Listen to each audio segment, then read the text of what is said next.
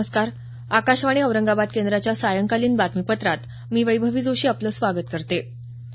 राज्याचा अर्थसंकल्प सादर होताना गोंधळ घालणाऱ्या विरोधी पक्षातल्या 19 पैकी 9 आमदारांचं निलंबन मागे घेण्यात आलं आहे. विधिमंडळ कामकाज मंत्री गिरीश बापट यांनी आज विधानसभेत ही घोषणा केली. यात अवधूत तटकरे, अमित झनक, वैभव पिचड, डी.पी. सावंत, संग्राम थोपटे, नरहरी झिरवळ, दीपक चव्हाण, दत्तात्रय भरणे, अब्दुल सत्तार या आमदारांचा समावेश आहे. अर्थसंकल्प सादर होताना शेतकरी कर्जमाफीची मागणी करत सतत व्यत्यय आणल्यामुळे आणि अर्थसंकल्पाची प्रत जाळल्यामुळे या आमदारांचं निलंबन करण्यात आलं होतं. सरकार उद्योगपतींना कर्जमाफी देते मात्र शेतकऱ्यांना नाही, असा आरोप माजी उपमुख्यमंत्री अजित पवार यांनी केला आहे. शेतकरी कर्जमाफीच्या मागणीसाठी निघालेली संघर्ष यात्रा आज औरंगाबाद इथं पोहोचली.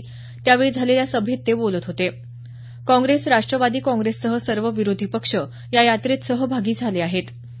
शेतकऱ्यांचं संपूर्ण कर्ज माफ करून 7/12 कोरा झाला पाहिजे, शेतमालाला योग्य भाव मिळाला पाहिजे यासह विविध मागण्या यावेळी करण्यात आल्या. महामार्गावर 220 मीटर अंतरावरची दारूची दुकानं बंद करण्यासंदर्भात सरकार न्यायालयाच्या आदेशाचं पालन करेल, असं उत्पादन शुल्क मंत्री चंद्रशेखर बावनकुळे यांनी सांगितलं. विधानभवन परिसरात ते आज वार्ताहरांशी बोलत होते. न्यायालयाच्या आदेशाचा परिणाम 15,000पेक्षा अधिक दुकानांच्या परवान्यांवर होणार आहे. स्टेट बँकेच्या 5 बँका आणि भारतीय महिला बँकेच्या भारतीय स्टेट बँकेत विलीनीकरणाची प्रक्रिया आजपासून सुरू झाली. यामुळे भारतीय स्टेट बँक जगातल्या 50 मोठ्या बँकांपैकी एक झाली आहे. भारतीय स्टेट बँकेच्या अध्यक्ष अरुंधती भट्टाचार्य यांनी विलीन झालेल्या बँकांचं आणि भागधारकांचं स्वागत केलं असून 3 महिन्यात ही प्रक्रिया पूर्ण होईल असं सांगितलं. कोपर्डी इथल्या बलात्कार प्रकरणातील आरोपींवर आज एका संघटनेच्या 4 कार्यकर्त्यांनी कोयत्यानं वार करत जीवघेणा हल्ला केला. अहमदनगर जिल्हा सत्र न्यायालयात आज या प्रकरणी सुनावणी दरम्यान हे आरोपी आले असता हा हल्ला झाला.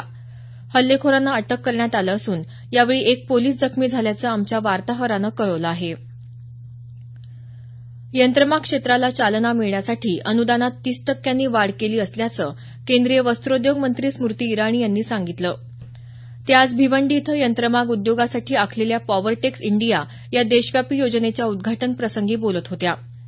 सूत बँकेची निर्मिती करण्यासाठी 2 कोटी रुपयांचं अर्थसहाय्य तसंच सामान्य सुविधा केंद्र सुरू करणार असल्याचं त्या म्हणाल्या.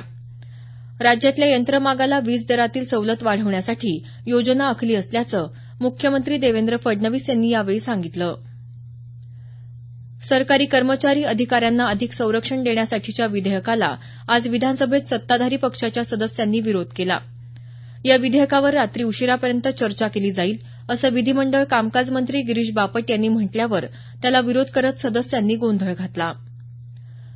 राज्यात 2 वर्षात राबवलेली जलयुक्त शिवार योजना केवळ दिखाऊपणा असून ठेकेदारांच्या सोयीसाठी या योजनेतील कामं होत आहेत, असा आरोप विरोधी पक्षनेते धनंजय मुंडे यांनी आज विधान परिषदेत केला. या संदर्भात नियम 260 अंतर्गत सत्ताधारी पक्षानं मांडलेल्या प्रस्तावावरील चर्चेदरम्यान ते बोलत होते. जलयुक्त शिवार योजनेची कामं करताना फक्त नदी खोलीकरण, रुंदीकरण यावरच भर देण्यात आला. याबाबत अनेक तज्ज्ञांनी शंका व्यक्त केल्याचं ते म्हणाले.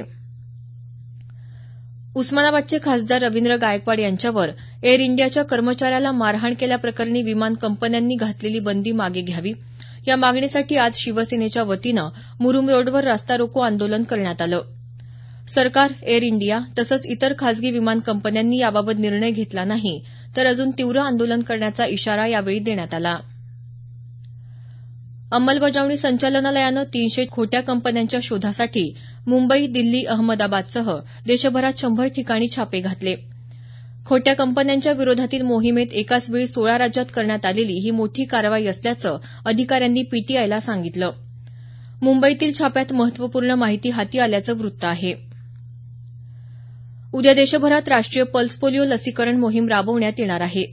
या मोहिमेत आपल्या घरातल्या 5 वर्षाखालील बालकांना नजीकच्या आरोग्य केंद्रात पोलिओची लस द्यावी असं आवाहन सरकारकडून करण्यात आलं आहे. याबरोबरच हे बातमीपत्र संपलं. आमचं यानंतरचं बातमीपत्र उद्या सकाळी 6:50 वाजून